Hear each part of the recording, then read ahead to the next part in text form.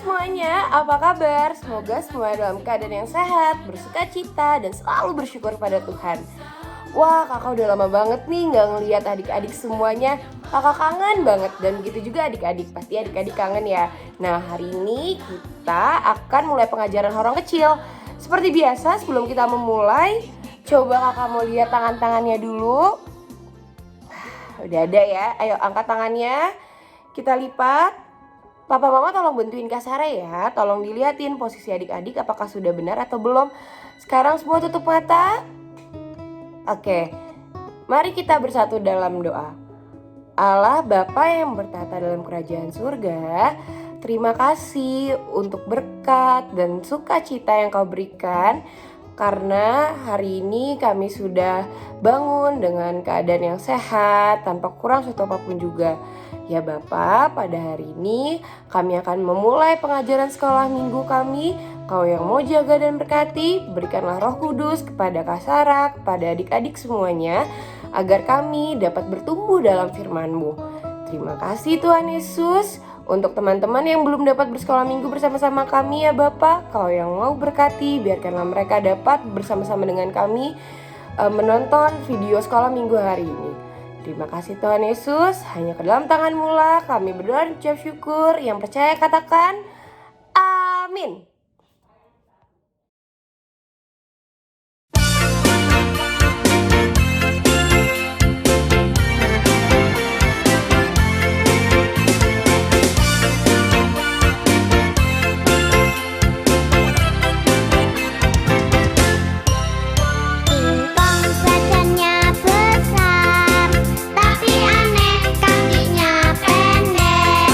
Lebih aneh binatang bebek.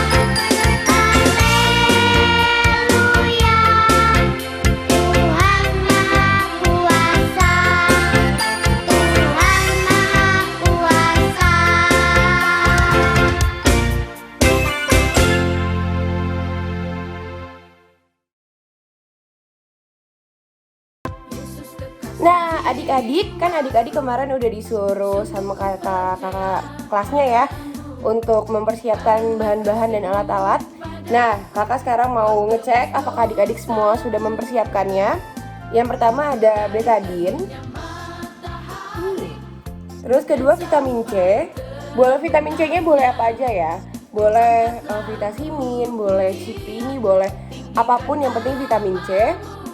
1 buah sendok dan 1 buah gelas atau wadah yang bening seperti ini ya. Dan nanti ini akan diisi oleh air. Nah, kita mulai yuk. Semuanya adik-adik udah mempersiapkannya. Coba kamu lihat. Angkat betadinnya. Oke, angkat vitaminnya. Oke, angkat sendoknya dan angkat gelasnya. Nah, sekarang gelasnya atau wadahnya silahkan ditaruh air. Kita akan mulai eksperimen kita kali ini. Nah, adik-adik, seperti yang tadi kakak bilang, sekarang kita masukkan air ke dalam wadah. Lihat, sekarang airnya jernih ya. Airnya kita lihat, airnya jernih.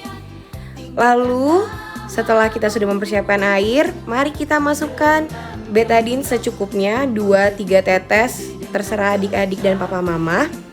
Nah, lalu diaduk-aduk sampai betadinnya merata dan lihat, airnya menjadi warna coklat dan keruh. Sekarang waktu kita masukkan vitamin C-nya, lalu kita aduk-aduk lagi ya. Aduk-aduk dan wah, airnya menjadi jernih. Wah, dari air coklat menjadi jernih ya. Nah, adik-adik, jadi apa ya kira-kira hubungannya eksperimen kita tadi sama firman Tuhan kali ini? Nah, tadi kan kalau kita lihat betadine tuh membuat air menjadi keruh ya. Lalu akhirnya kita taruh vitamin C-nya dan airnya jadi jernih lagi. Lalu, jadi maksudnya apa ya? Sekarang kita buka kitab kita sama-sama di Lukas 10 ayat 25-37. Ayo adik-adik dibuka kitabnya. Lukas 10 ayat 25-37, kita baca bersama-sama ya.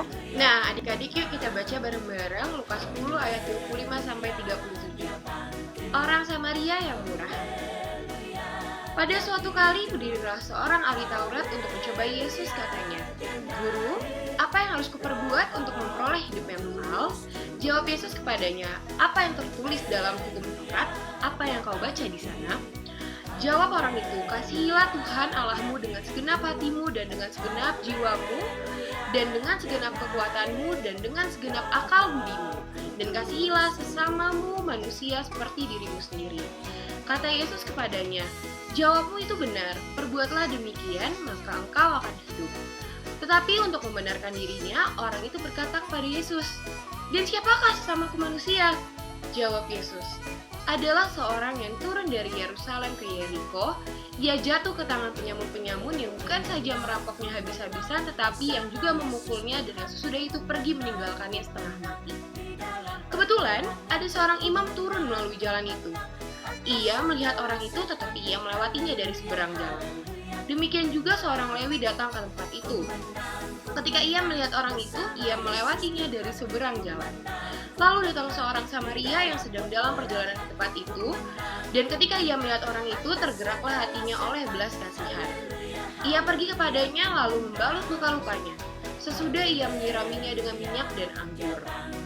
Kemudian ia menaikkan orang itu ke atas keledai tunggangannya sendiri, lalu membawanya ke tempat penginapan dan merawatnya. Keesokan harinya ia menyerahkan 2 dinar kepada pemilik penginapan. Katanya, "Rawatlah dia, dan jika kau belanjakan lebih dari ini, aku akan menggantinya waktu aku kembali." Siapakah di antara ketiga orang ini menurut pendapatmu adalah sesama manusia dari orang yang jatuh ke tangan penyamun itu? Jawab orang itu, "Orang yang telah menunjukkan belas kasihnya kepadanya." Kata Yesus kepadanya, "Pergilah dan buatlah demikian." Nah, adik-adik, jadi apa sih hubungannya antara notes kita kali ini dan percobaan kita yang pertama? Nah, adik-adik, kita analogikan air tadi yang sudah ditaruh betadine adalah hidup kita. Hidup kita itu penuh dengan dosa, tidak jernih. Tapi adik-adik ingat bahwa kita punya Allah yang sangat mengasihi kita. Nah, kalau tadi dipercobakan, Kita masukkan vitamin C, lalu air betadinnya berubah menjadi jernih, bukan? Nah, kasih Allah seperti itu adik-adik. Ketika kasih Allah masuk ke kita, hidup kita menjadi jernih. Nah, seharusnya kalau kita punya hidup yang jernih, kita memiliki kasih yang besar untuk sesama kita. Lalu siapa sih sebenarnya sesama kita yang harus kita tolong? Tuhan mengatakan bahwa kita harus mengasihi semua orang. Kita harus mengasihi seperti orang Samaria mengasihi orang yang terkena penyamun itu. Dia bahkan tidak tahu loh adik-adik dia siapa. Dia tidak tahu siapa yang harus dia tolong. Tapi yang dia lihat jelas ada orang yang butuh pertolongan sehingga dia tolong. Dia tidak tanya orang itu dari mana, asal mana, agama apa, budaya mana. Dia harus tolong loh adik-adik. Kita harus hidup seperti orang Samaria. Satu-satunya cara agar kita bisa hidup seperti orang Samaria adalah kita harus mau menerima kasih Tuhan dalam hidup kita, sehingga Tuhan mau menjernihkan kita, sehingga kita bisa memiliki kasih dan terbuka hidupnya untuk mengasihi sesama kita manusia. Nah, adik-adik, sebelum kita menyelesaikan pengajaran kali ini, kakak punya pengumuman. Jeng. Apakah Sarah pengumumannya? Nah, adik-adik, karena kita sudah masuk pengajaran yang baru, kita mulai mau masuk kelas, kakak akan mau mengumumkan pembagian kelas. Yeay! Nah, kira-kira siapa ya yang menjadi guru kelas Batita, pra-SD, dan kelas kecil? Kita mulai dari Batita dulu ya. Guru kelas Batita ada 2 adik-adik. Yang pertama ada kakak yang cantik yang satu ini, Kak Juli. Dan yang satu ini adalah Kak sendiri.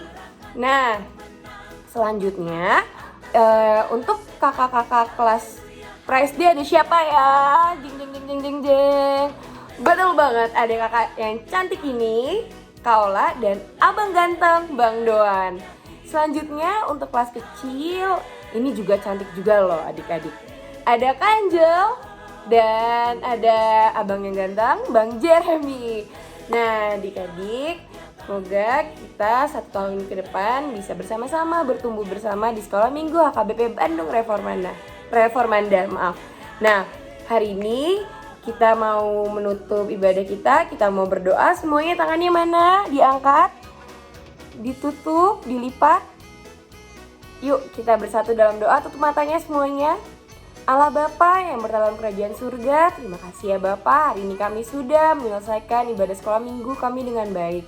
Kau yang mau berkati agar kami bisa mengasihi sesama kami manusia, dengan terlebih dahulu dapat merasakan kasih-Mu dalam hidup kami. Terima kasih ya Bapa, biarkanlah berkat-Mu selalu mengalir pada kami, jauhkanlah kami dari segala virus yang sedang ramai di Indonesia dan di dunia ini ya Bapak. Biarkanlah kami selalu sehat, selalu dalam keadaan bersukacita, bersyukur. Terima kasih Tuhan Yesus, yang ke dalam tangan-Mu lah kami mengucap syukur. Yang percaya katakan amin. Selamat hari Minggu adik-adik, Tuhan Yesus memberkati.